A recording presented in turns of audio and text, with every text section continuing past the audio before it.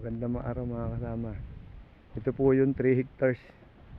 Pero ang ibebenta lang ay 2.5. 2 hectares. 2 hectares lang po ang ibebenta. Na yan po yung kalsada. Yan. Simentado po yung kalsada na yan dyan sa kabila. Ito pong kalsada na to. Kasama. Hanggang dun sa dulo, kasama po yung kalsada na sa part na yan. Pag ganun lang po. Yung mula doon sa Bikaw ay pag ganun. Pag ganyan sa baba. Yan. Pantay naman po yung baba niyan. Tapos may palayan po daw doon sa baba. Tapos doon sa kabilang dulo, tabi rin po na siya ng kalsada na sementado. Ayan po, pili kayo dito maglagay ng bahay. Ang ganda po ng pisto. Overlooking pag dito ako maglalagay sa taas ng bahay. Ang ganda.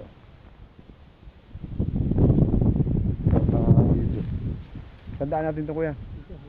Sa daming kawayan. Ang ganda ng pisto. Kuya, saan sa kabila? Dito? Para nakita nyo. Saan? May santol. Baba ba kayo? Oo. Dito sa kabila, may santol. Dito? Po yung bahay. Ayan po yung property. Ayan, kalsado.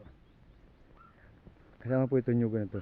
Ang property po hanggang dito. Hanggang doon sa may gusto na. Ayan, hanggang dito po ang property. Pag ganun. Lumusot po yan diyan. Sa baba. Hanggang doon po sa may poste.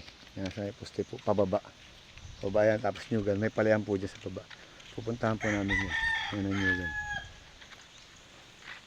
Maganda naman po yung pisto. Tabi po talaga siya ng kalsada. Kaya naghahanap ng may tabi ng kalsada. Pwede na ito sa inyo.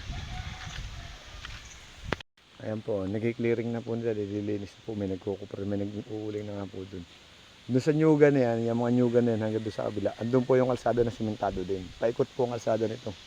Itong 3 hectares babawas po ng 2 hectares lang. Title po ito, TCP. Ayan po, ito may santol, ayan.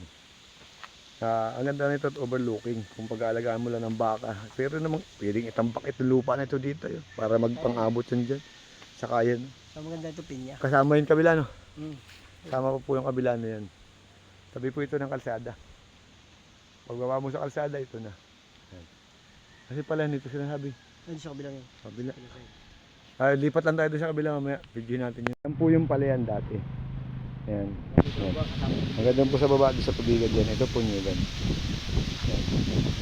Yan po yung bahay. Yan po yung bahay nila. Ayan sa nyugo. Katabi. Katapat. Ang ganda ng nyugo. Sama po po doon sa kabila ng bundok na yung property. Yan kasi po sa may poste na yan. Pababa po dito. Pag ganun. Bundokcho. Pag ganun po. Yan. Ang ganda po. Tara sa baba. Pupunta tayo.